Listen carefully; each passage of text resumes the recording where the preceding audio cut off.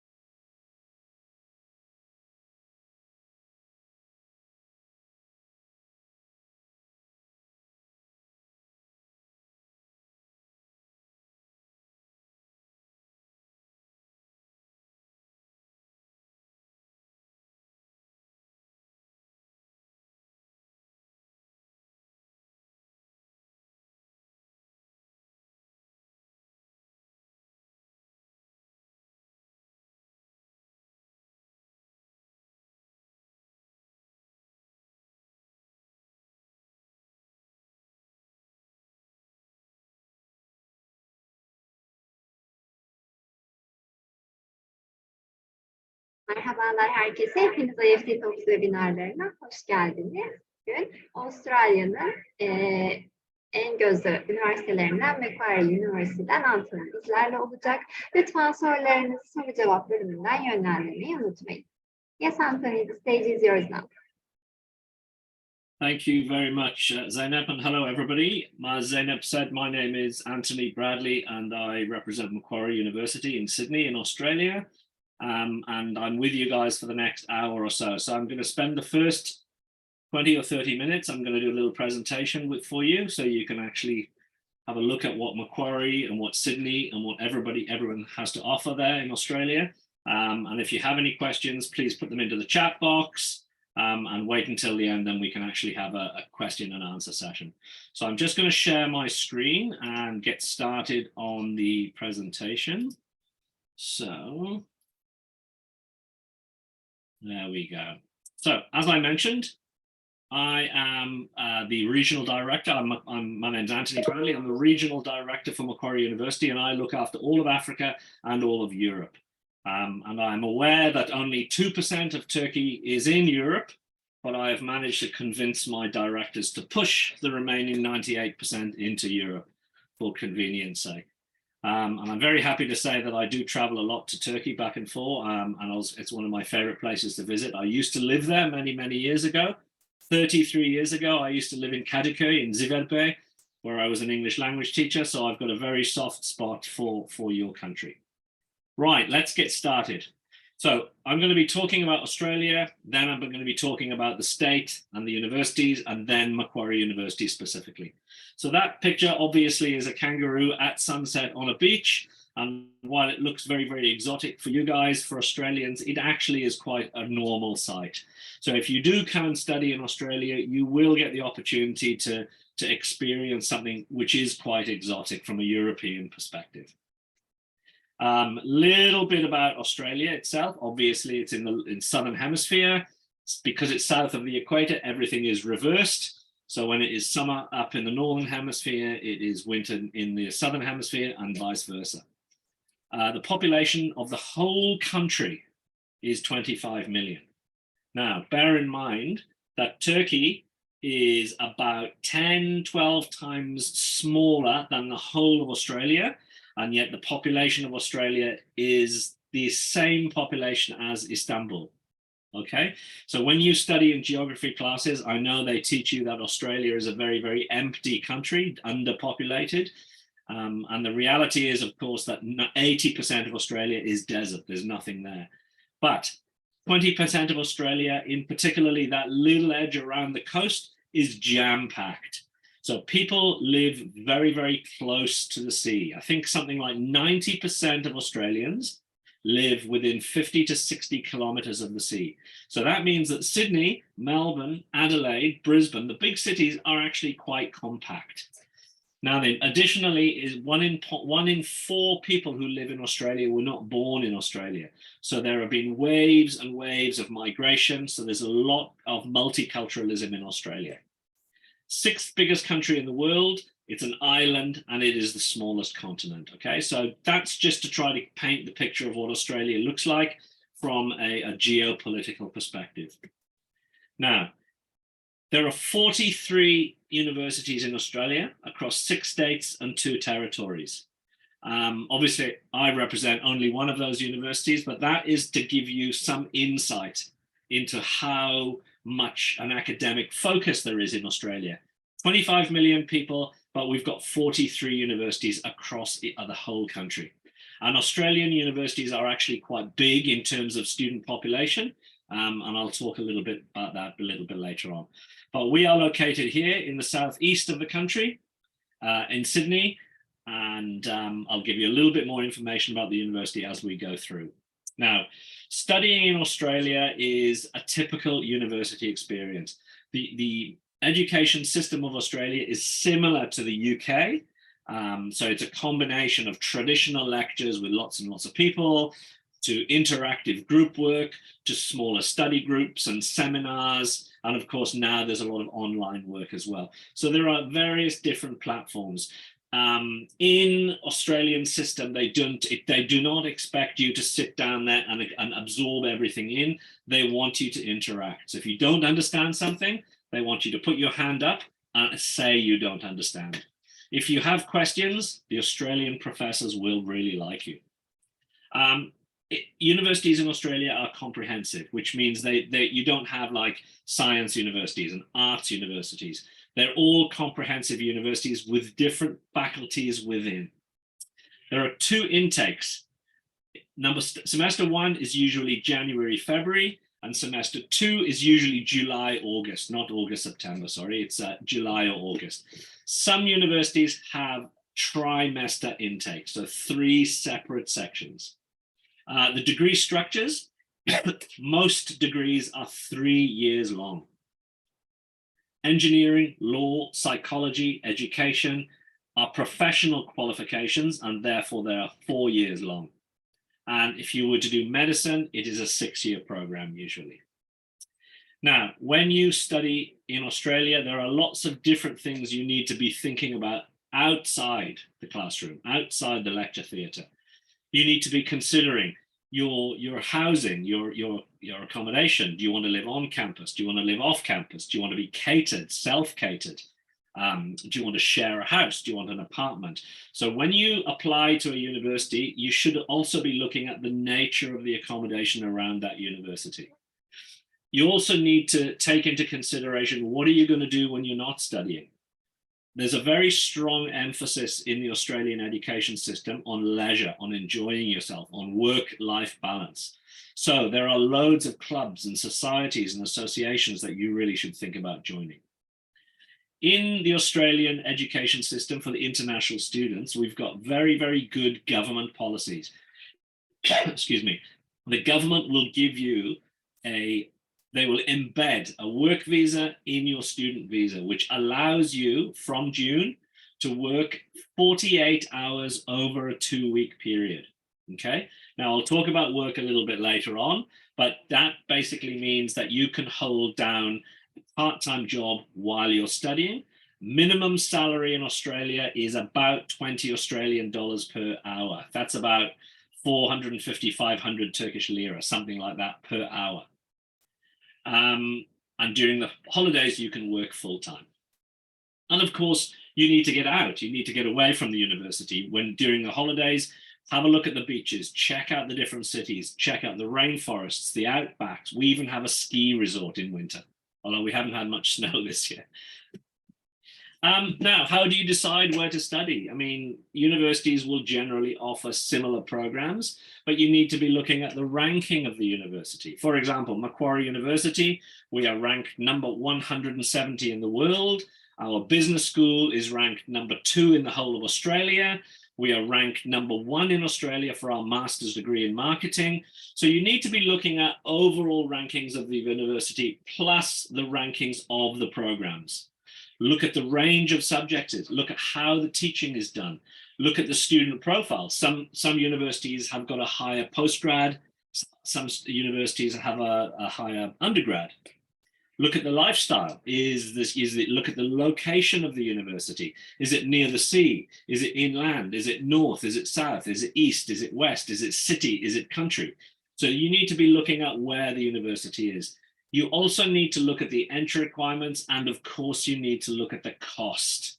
I obviously will talk about the costs a little bit later on and scholarships, but these are all things that you need to look at when choosing a university. As international students, as Turkish students, there are two main ways you can apply. You can go online onto our website, or you can just apply directly by clicking on Apply Now.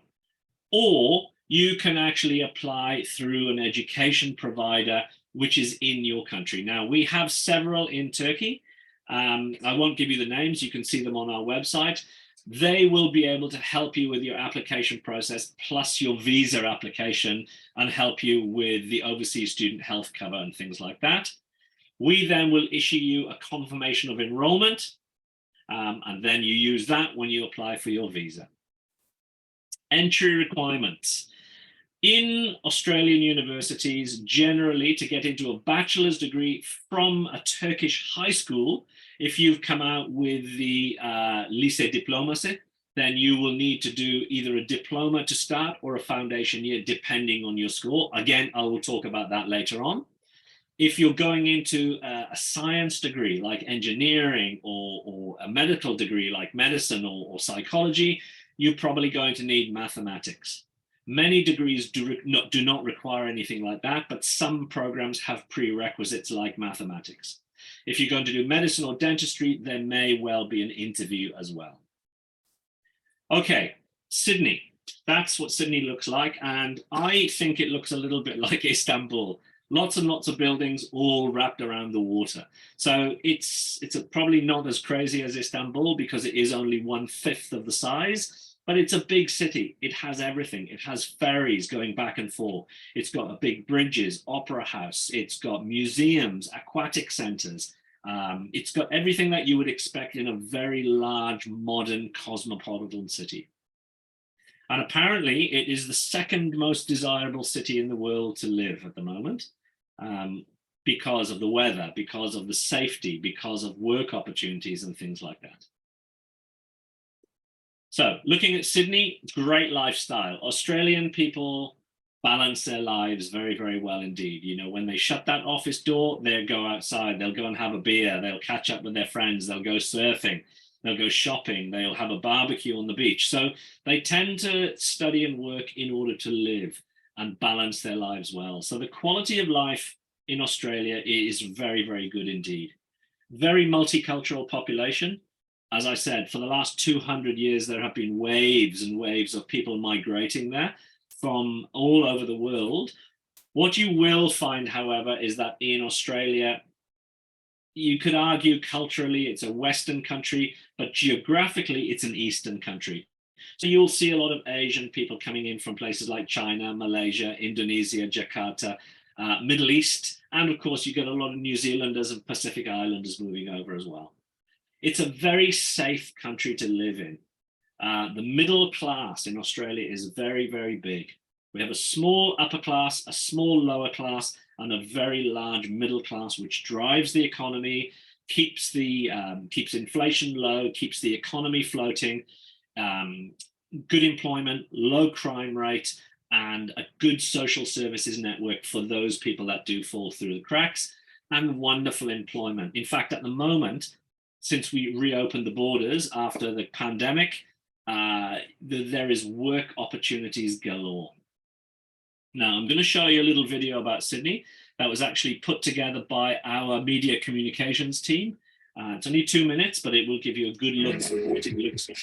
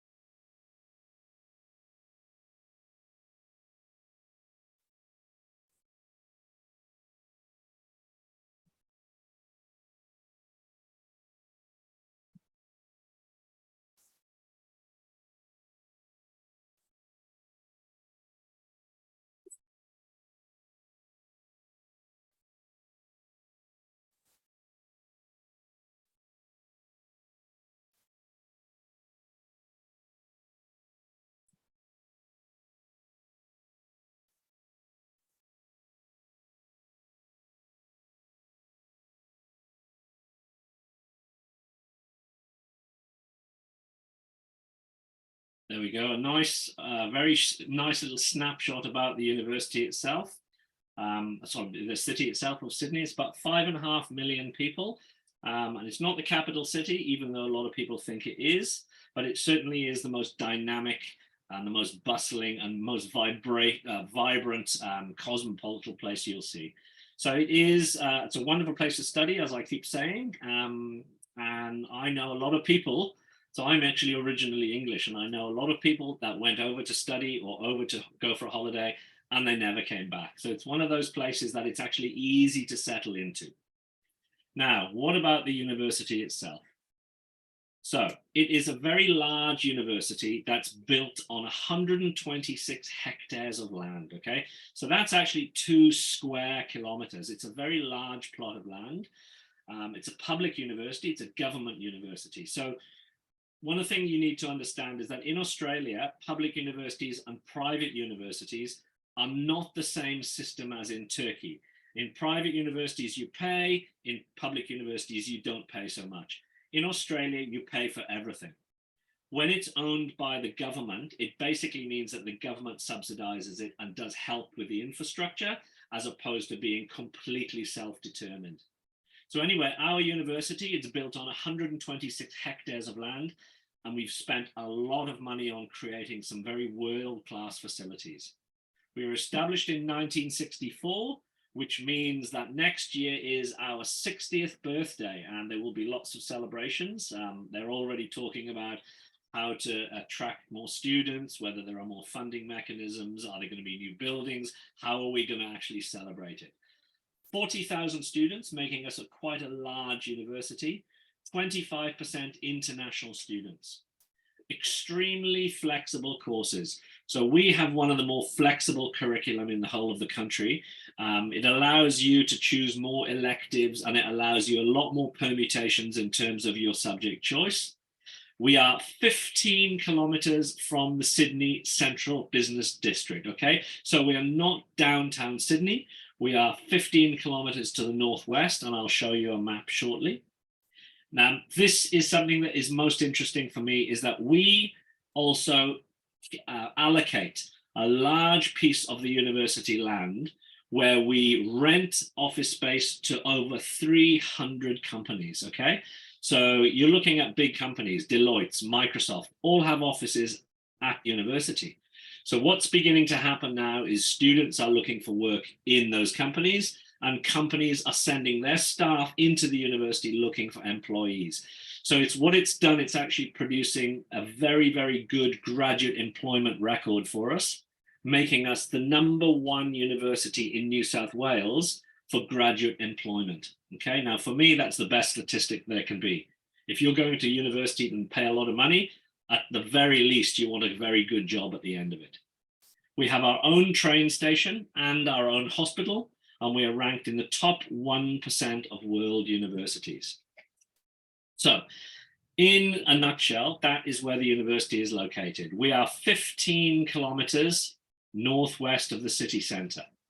By car, you can make it in 30 minutes. Then you've got Chatswood, which is a large hub, like you could call it like Üsküdar or somewhere like, if you know Istanbul well, obviously. And that is a very large hub that's closest to the university. And from there, you can make your way to the beaches like Manly or Bondi. If you go in the other direction, you've got the Blue Mountains and the countryside. That is what our university looks like, okay? It's huge. So as you can see, this whole main road here, round the back of the companies, all the residential areas, and then the sports center on the right-hand side, that is all part of the university building. So we've got, as you can see, we've got our own train station, we've got our own hospital, we have our own college. So as I said earlier on, if you are coming out of high school in Turkey with the Turkish system, not the IB or A levels, then you may need to spend some time at the university college before you start your degree properly. And in the background here, we have all the companies. Singtel Optus, a very large communication, think of like Turkcell, you know, the telecommunications company. That's like the Australian version. Philips, Microsoft, Oryx, Johnson & Johnson, all of these have offices on the campus.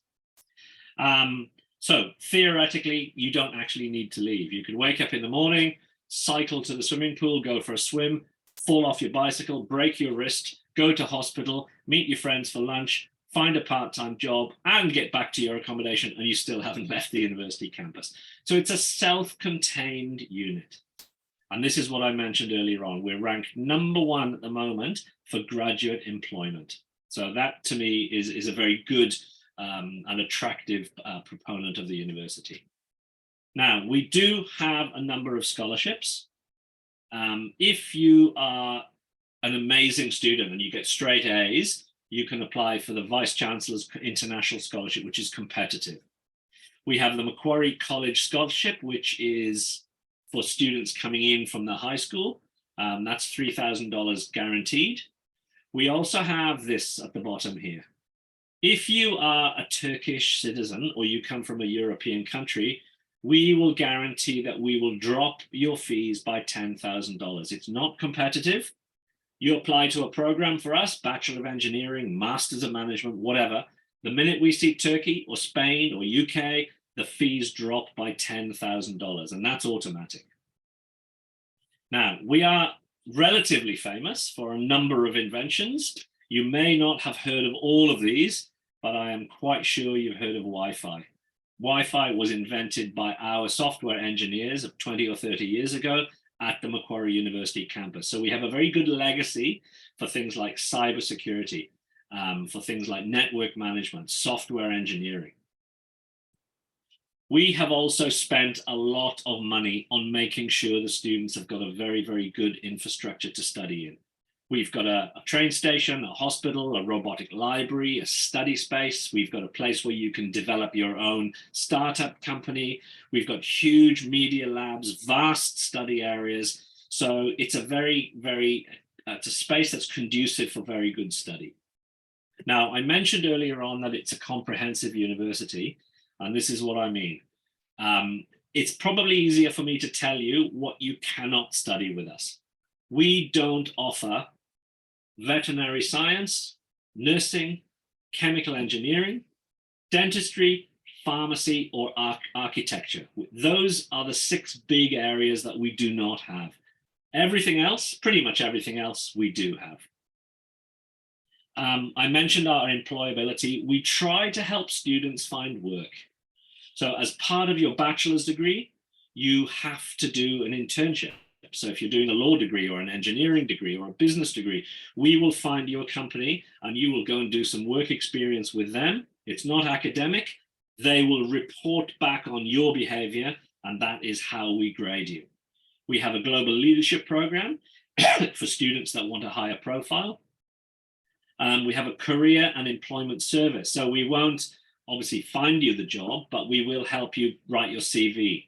We will help you to get into the interview. We will help you in your interview technique. So we do everything we can in order to try and help you find work. As I mentioned, this is almost unique to Macquarie University. If you are doing a bachelor's degree, you must do a professional and community engagement unit. It basically means that it's like a kind of internship where you get your hands dirty, whether it's an internship or a field trip or a development project, but it is some kind of community engagement activity. And student life, of course, we've got masses of food courts and restaurants at the university campus. Sports clubs, students association groups, societies and associations. So it's very important that you do join one of these groups, because this is how you meet people. This is how you practice your English. This is how you try something new. If you like soccer, join a soccer club. If you want to try something new, try skydiving, try scuba diving, try surfing. So it's a very good idea for you to try a new skill, a new hobby. And in your first week with us during orientation week, you will be exposed to all these different opportunities where you will meet the different clubs. But don't take my word for it. Check out our Twitter page, our Instagram page, our Facebook page, TikTok. We've even got TikTok. I'm a bit old for TikTok, but I've heard it's really good. So you can check out everything to do with Macquarie University on the social media side of things. And student support. This is what I wanted to talk about. Now, obviously, the kind of student that comes to study with us from overseas has generally come from a good family, has probably done a lot of travel themselves, probably speaks a number of different languages, but nevertheless, you are still in a new country. So you might feel homesick, you might feel culture shock. And so what we do is we try to help the students with our student support team. So we will pick you up at the airport. We have a counseling team that will be able to help you should you be missing your family, feeling culture shock, feeling a bit lost. We have something called campus well-being where they will be able to help you and advise you and mentor you. We have a medical clinic on campus, as you would expect, because we have a hospital. We've got numeracy centers, workshop learning skills, conversation classes if you need them. In my experience, Turkish students generally do a very, very good job of meeting other people. You're not shy. You'll go out and join clubs and talk. But if you did need mentoring or conversation classes, you can access these. And as I mentioned before, we do have a career and employment service. Now then, I'm going to cut it short because I want to spare some time for the question and answers. If you are coming into a master's degree, obviously you need a bachelor's degree in a similar area if possible. And if you're coming into a bachelor's degree, you'll need to come from either an IB or A-level background. If you've done the Turkish lise diploması, you will need to either do a diploma year as part of your first year, or if you have low scores, you may have to do an intensive foundation program. Now I'm going to stop sharing because I want to go through the questions and answers. So, how much is the average monthly expense for an international student in Sydney? And that comes from Halil Tekleden. Nice to meet you. Very good question. When you apply for your visa, the Australian government expects you to have a budget of 22,000 Australian dollars per year. Okay, now, if you go out partying every night, you're going to need more than that. But if you live a normal student life, $22,000 a year is enough to live on. Your food, your accommodation, and your living expenses. And don't forget, you can work part-time as well. So you're going to need a $22,000 per year. So divide that by 12. Are there really kangaroos all over the place? Dudu, Ilija. I'd like to say yes, but obviously in the city, no. It's not quite as exotic as that. If you go into the countryside, you'll see kangaroos everywhere, particularly if you go a little bit further north. But in and around the Sydney city, you won't see much wildlife, I'm afraid. You go into the parks, you go further afield, you will see kangaroos. I'm glad you asked that. What makes university different from the others in Australia? Oh, that's a good question. Anonymous attendee, that's a very non-Turkish name. I guess for Macquarie University, for me anyway, right, and I've worked in a number of Australian universities, we put a lot of effort into helping students find work when they graduate. So yes, we've got Bachelor of Commerce, Bachelor of Engineering, Masters of Management, MBA. We do have all the usual academic programs, but we have put a lot of effort into connecting students with industry. So for example, Microsoft are on campus, and they will come in to us and advise us on how we should do our software engineering programs. We might go to them and ask for advice on how best to put together an engineering degree. So for me, one of the things I think is quite unique is the connection between the academic side of things and prospective employment through industry. So for me, that's the main answer I would give. Another thing worth considering is that we are not a multi-campus university. We are a single campus university, which means your accommodation, your study area, your sporting facilities, your hospital, your train station, your potential work is all located in the same place. Can we work while we study? Yes, you can. And you will have 48 hours over a 2-week period while you study. Basically, it means that if you can find 8 hours one week, you've got 40 hours the next week. And the Ministry of Immigration, they keep a close eye on this. So everybody will get a tax number and they will be able to see how much work you've done. So don't go over 48 hours. During the holidays, you can work full time. Do you accept conditional offer? Chidem Koch. I'm not sure what you mean by do you accept a conditional offer? What we do, the way it works is like this. You make an application to us. We make an offer to you, right? If we're happy. Now, if that application is not complete, let's say, for example, you haven't graduated yet, or you haven't done your IELTS, we can give you a conditional offer, but you cannot apply for a visa with a conditional offer.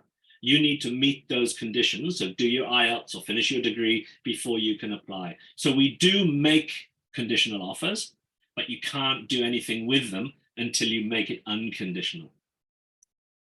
Lale Yilmaz, you are studying nursing in Turkey. Can I transfer to your university? You can, but we don't teach nursing.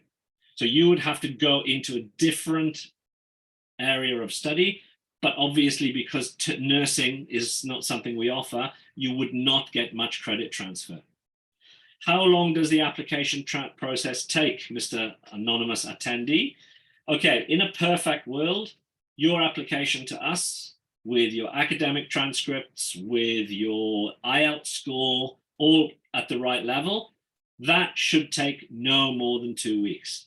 But sometimes we go back and forth. Sometimes we might look at your IELTS. You need 6.5 for IELTS for most programs. Maybe somebody has only 6.0. So we have to go back and say you need to do an IELTS test. So how long the application takes boils down to how complete the application is. If it's 100% complete, you'll get an offer or a rejection within 2 weeks. But we might be bouncing back and forth if the offer is not complete. Okay, so let's have a look in the chat box to see. Hello all. Chansu, hey everybody, hello, hi, good day Anthony, Lale, hello. Please ask your question. Okay, right. Okay, so I think I've answered most of these questions. Does anybody have any other questions? Oh, hang on, here we go. What's the acceptance rate at the university?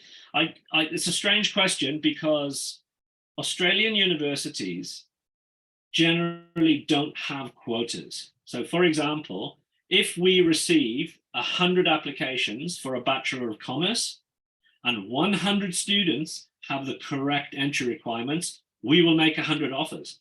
So there is no limit so the acceptance rate, if the student meets the academic entry requirements, we will make an offer. And then it's entirely up to that student if they want to accept. They may be applying to 2 or 3 universities and they may choose not to come to us. But if that student meets the entry requirements, they will get an offer. GPA for master's programs. So we basically need 65% at bachelor's level to get into a master's level.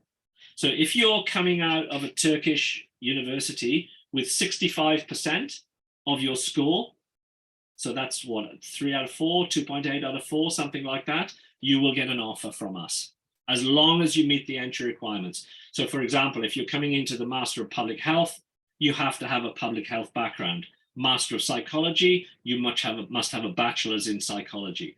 So most of our programs, you must have a similar background. Sometimes you don't. Sometimes you can change direction. Thank you. That was Do You Osman.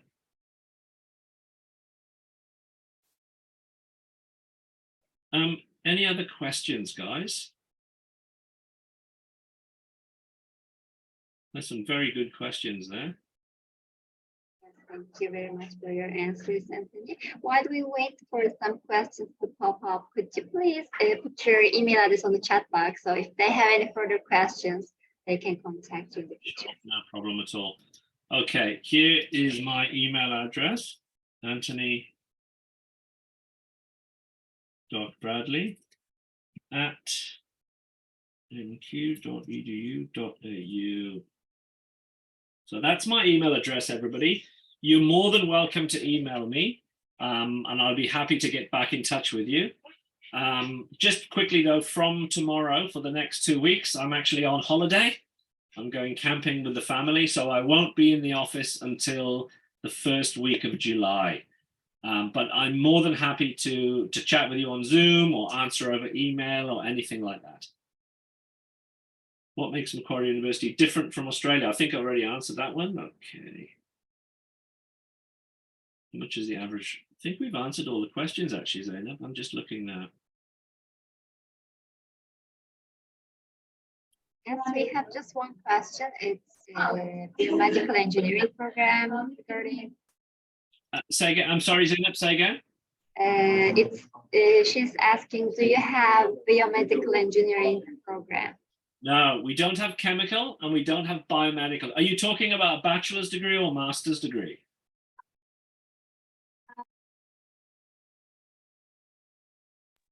We have another question. Oh, it's master's. So we don't have a master's degree, but what we do have at Masters in Engineering, which is very good, we've got a Masters of Engineering Management, and from next year, we'll have a Masters of Professional Engineering. So that's either next year or the year after, where you will get a lot of work experience. So they are not specifically academic field related, but they're more to do with the professional and management side. So that might be an option worth considering. Yeah, we have another question. She's asking, do you require work experience for MBA? If yes, how many years of work experience you are looking for? So most of our degrees, we don't require work experience, but there are two that we do. One is the MBA, and you need 3 years work experience at middle management level or higher. So you would need to be able to provide a CV with references showing that you have got that work experience. Now, the reason we ask for this in the MBA is that our MBA is designed for a student who went to university, got a bachelor's degree, worked his way up as high as he could, but can't go any higher without a postgraduate program. So the MBA is designed for that sort of person. So most of our MBA students are quite mature students with lots of work experience, because you will actually do quite a lot of project work. So that's the MBA. And the other one that you need work experience for is the Master of Applied Finance. Yes, I think it was our last question. Thank you very much for the great presentation, Anthony, and you covered all of the questions. Thank you for your answers. And also I would like to thank the participants in Turkish as well. Katıldığınız için teşekkür ederiz arkadaşlar. Umarım sizin için de faydalı bir webinar olmuştur. Macquarie Üniversitesi ile ilgili diğer sorularınız için chat kısmında paylaşılmış olan mail adresinden Anthony ile iletişime geçebilirsiniz. Bir sonraki webinarlarımızda görüşmek üzere. Thank you very much again, Anthony. It was a pleasure to have you in IEFT Talks. Thank you, Zeynep, and çok teşekkürler, everybody. Hope to see you in Australia. Send me an email if you have any questions. Thank you. Take care. Bye-bye. Bye.